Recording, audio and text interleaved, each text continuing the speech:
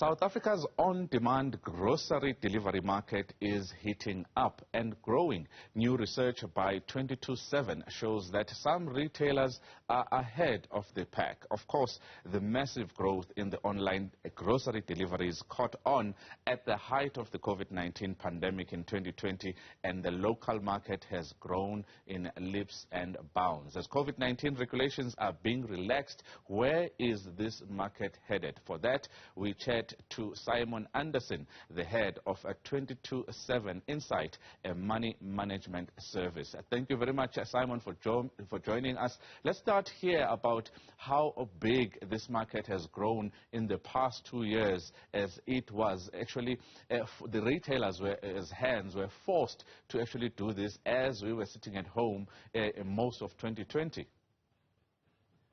Correct, and yeah, good evening to you and your listeners. So, you're right, 2 years ago this market didn't exist, and our estimate is it now accounts for about 6% of total spending on all groceries across the major national grocery retailers. So that would be ShopriteShop, Woolworths, Pick n Pay, Spar, and a couple of others.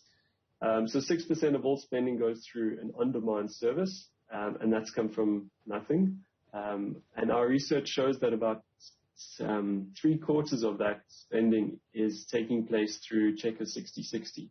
So they're by far and away the market leader in this on-demand service.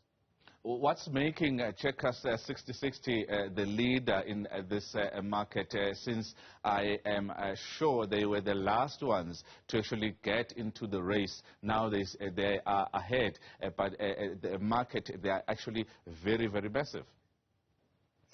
Yes, it is a significant part of spending. So, Checkers 6060, I think, launched at the most opportune time. They were testing the service in early December 2019, and then COVID hit in 3 months later, and they were in the right place at the right time, and they were able to roll that service out quite quickly.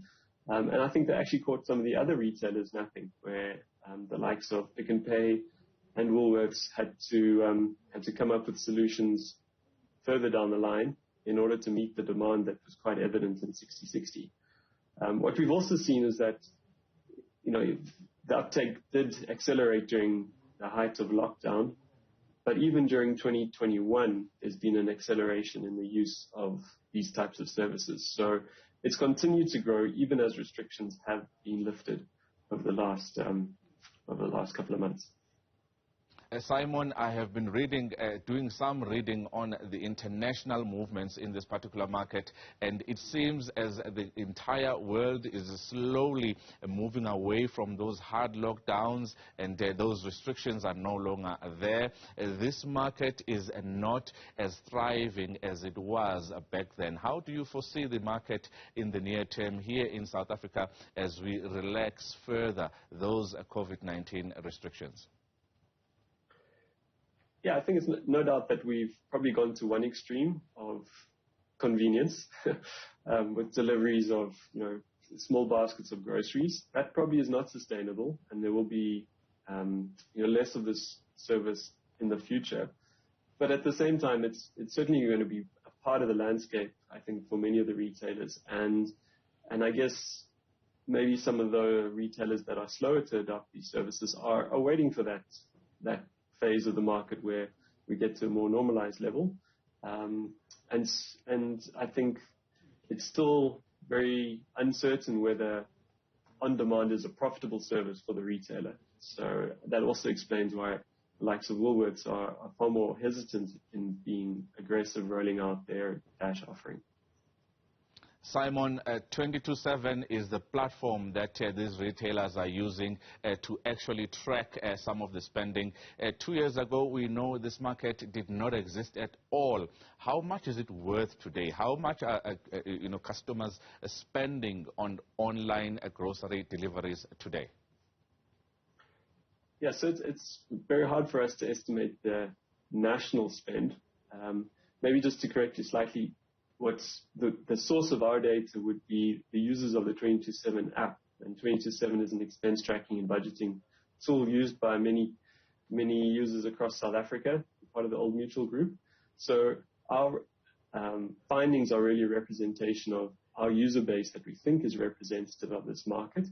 And so to give a rand value of the whole market, I think is quite difficult, but we certainly think that the trends that we show are indicative of some of the trends across the market.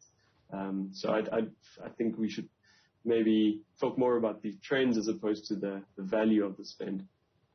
And when we talk about those trends, one of the most important things is the cost per delivery. Of course, when Checkers came on, it seems that 35 rand per delivery cost was the go-to for many of the retailers who were already there in the market. But as Checkers came in with a lower delivery cost, then they moved on to that 35 rands. What are the trends showing in terms of what can happen in this sector? So I think that 35 rand delivery fee is now standard, as you suggest. Trends there, I think, are like that is likely to remain part of the service. It obviously, I don't think that the retailers can afford to lower that fee any further. So I think it's likely to remain there, and we probably will see some increases in the delivery charge over time. But for the near term, I think the trends in the on-demand market are really going to be reflective of what's happening to people's buying habits and patterns. As people become more comfortable going back to stores, they probably will use some of these services less frequently. But there are groups of users that we can identify amongst our total base that are very reliant on 60/60 and the like. So they're probably going to maintain their usage of an on-demand service. Simon Anderssen is the head of 22/7 Insights. They're telling us about their latest research and findings when it comes to the on-demand grocery delivery market, which has grown in South Africa in the past 2 years, and looking at trends as well when it comes to the relaxation of COVID-19 regulations and restrictions in the coming months.